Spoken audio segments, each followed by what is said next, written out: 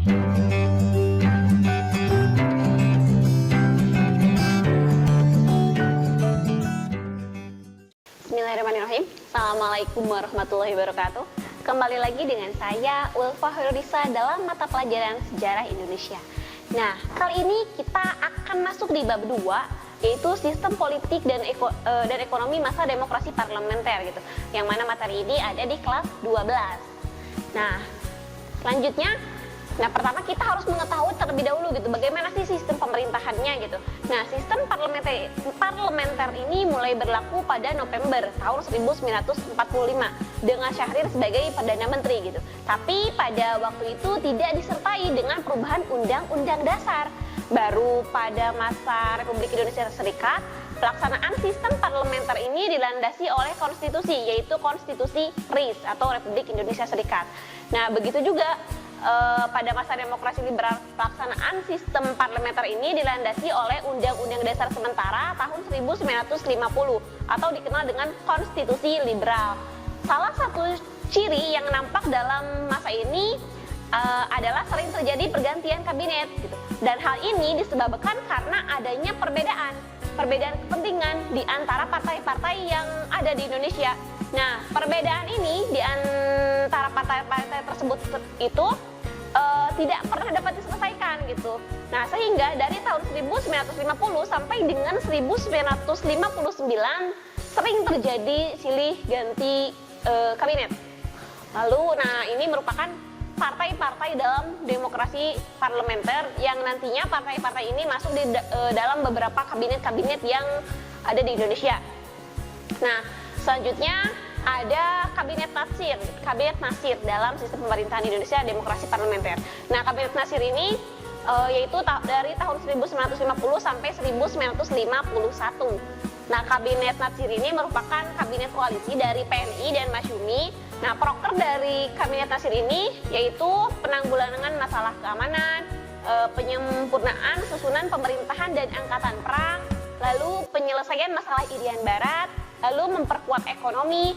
Dan Kabinet Nasir ini akhirnya diganti gitu karena gagal dalam memperjuangkan Irian Barat dan adanya mosi tidak percaya dari Hadikusumo mengenai peraturan pemerintah nomor 59 yang dianggap menguntungkan Masyumi, ya, yang Masyumi selaku partainya.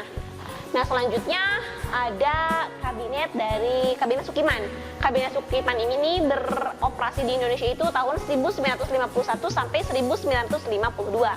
Nah, adapun kebijakan yang dikeluarkan oleh Kabinet Sukiman ini yaitu yang pertama ada nasionalisasi The Javanese Bank, lalu menjaga keamanan, kemakmuran rakyat dan penyelenggaraan pemilu secepatnya. Lalu pada kabinet ini juga diterapkan politik bebas aktif dan kabinet ini juga memiliki program kerja untuk menyelesaikan urusan Irian Barat. Nah, pada kabinet ini juga dikeluarkan kebijakan untuk pelepasan 950 tahanan politik. Lalu pada kabinet ini juga ada penumpasan PKI dan paham komunis. Tetapi kabinet ini juga sama seperti kabinet sebelumnya diganti gitu karena kabinet ini menandatangani perjanjian MSA.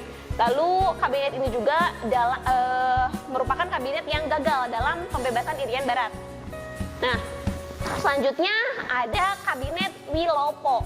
Kabinet Wilopo ini yaitu dari tahun 1952 sampai tahun 1953. Nah, untuk Kabinet Wilopo sendiri memiliki politik bebas aktif, memiliki proker dengan politik luar negeri bebas aktif.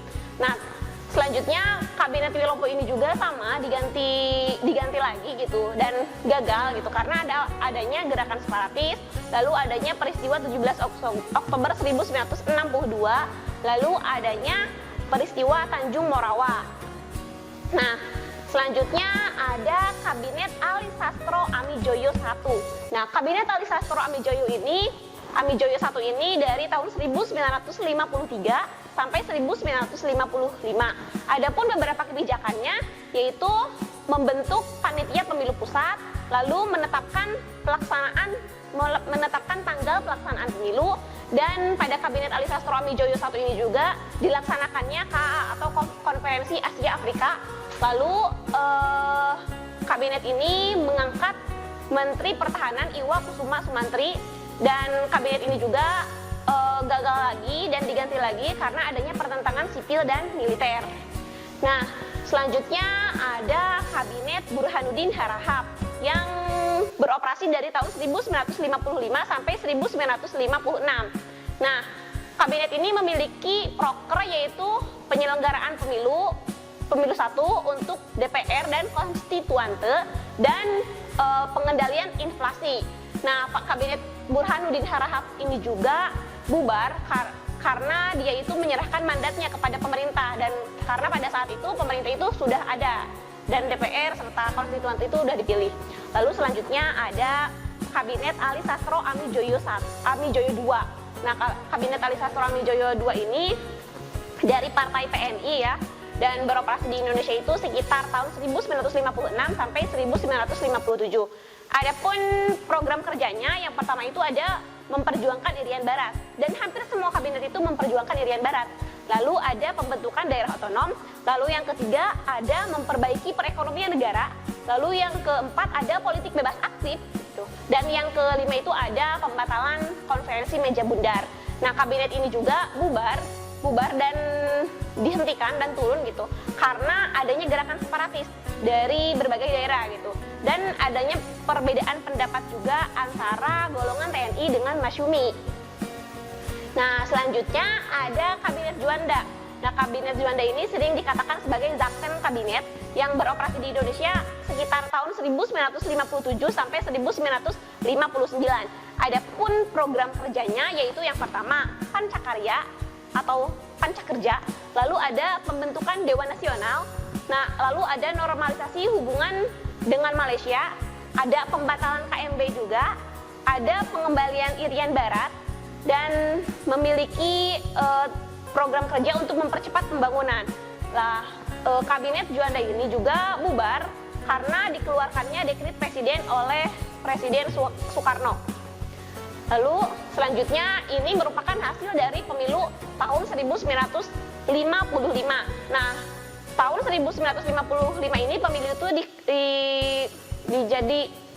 dilakukan 2 kali gitu. Nah, pemilu pertama itu pada tanggal 29 September tahun 1955 untuk memilih anggota parlemen DPR, dengan hasilnya Partai Nasional Indonesia itu seperti yang kita lihat ya, ini memiliki kursi yang paling banyak, yaitu 57 kursi beserta Masyumi juga. Lalu ada Nahdlatul Ulama dan Partai Komunis Indonesia. Nah, lalu di pemilu kedua pada tanggal 15 Desember 1955, ini bertujuan untuk memilih anggota konstituante. Dengan hasilnya, Partai Nasional Indonesia ini tetap menjadi partai yang tertinggi memiliki kursi, yaitu sekitar 119 kursi. Lalu Masyumi itu 112 kursi, Nahdlatul Ulama itu sekitar 91 kursi. Lalu yang terakhir Partai Komunis Indonesia itu sekitar 60 kursi. Nah, selanjutnya si konstituante yang tadi dibentuk itu memiliki kegagalan dalam menyusun undang-undang dasar. Nah, apa penyebab dari kegagalan si konstituante ini? Yang pertama itu karena adanya perdebatan yang bersifat larut-larut di dalam badan konstituante sendiri gitu. Ya, yang kedua adanya perselisihan antar partai ya, karena tadi multi partai jadi pasti ada perselisihan. Lalu yang ketiga itu adanya desakan untuk kembali kepada UUD 1945. Nah, untuk mengatasi hal tersebut, Presiden Soekarno itu memberikan langkah lanjutan. Nah, langkah yang diberikan oleh Presiden Soekarno itu yang pertama mengusulkan Undang-Undang Dasar tahun 1945 untuk diberlakukan kembali sebagai konstitusi negara. Dan yang kedua, Presiden Soekarno ini membubarkan konstituante melalui dekret Presiden tanggal 5 Juli tahun 1959. Nah, selanjutnya pada masa demokrasi parlementer ini juga terjadi masalah perekonomian. Ya, karena awal kemerdekaan ya otomatis ada masalah perekonomian. Yang pertama itu adanya kekosongan kas negara. Ya, karena kita baru ya otomatis pasti kasnya masih kosong. Lalu adanya hiperinflasi dan adanya blokade ekonomi dari Belanda. Nah, selanjutnya untuk mengatasi masalah ekonomi pada awal kemerdekaan, maka diberlakukanlah beberapa kebijakan. Yang pertama, mendirikan Bank Negara Indonesia atau BNI, lalu melakukan diplomasi beras dengan India. Yang ketiga, mendirikan Indonesia Office di Singapura, lalu selanjutnya itu mengadakan konferensi ekonomi, dan selanjutnya itu membentuk Badan Perancang Ekonomi, lalu melaksanakan Kasimo Plan, dan selanjutnya itu adalah membentuk Persatuan Tenaga Ekonomi, lalu selanjutnya melaksanakan program pinjaman nasional. Nah, adapun pemikiran ekonomi nasional pada masa demokrasi liberal atau pada pemerintahan parlementer ya. Nah, di sini ada menurut Sumitro. Nah, menurut Sumitro Djojo Hadikusumo, pembangunan ekonomi pada masa demokrasi liberal ini masih menemui berbagai hambatan gitu. Nah, kondisi tersebut ini disebabkan karena adanya sistem ekonomi kolonial yang masih mengakar kuat ya di Indonesia. Lalu untuk menghadapi kondisi tersebut, Sumitro ini menitikberatkan ekonomi nasional dengan memperkuat sistem perdagangannya.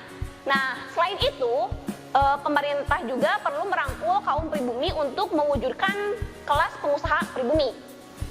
Nah, selanjutnya, adapun upaya untuk mengatasi masalah ekonomi pada demokrasi liberal ini, ada beberapa kebijakan ya. Yang pertama itu ada ekonomi gerakan benteng, lalu ada Gunting Syafruddin. Nah, Gunting Syafruddin ini adalah sistem perekonomian yang menggunting nilai mata uang. Lalu ada rasionalisasi perusahaan asing, dan diterapkannya sistem ekonomi Alibaba, lalu membentuk Biro Perancangan Nasional. Tuh. Nah, untuk babak kali ini dicukupkan sekian. Wabillahi taufiq wal hidayah. Wassalamualaikum warahmatullahi wabarakatuh. Kunjungi sosial media lainnya seperti website kami di pkbmalfata.com, Facebook PKB Malfata Mananjaya, Instagram PKB Malfata Official. Dan terima kasih telah klik video ini. Jangan lupa like, comment, share, and subscribe untuk menunjukkan dukungan kamu terhadap channel ini. Enjoy the video, PKB Malfata.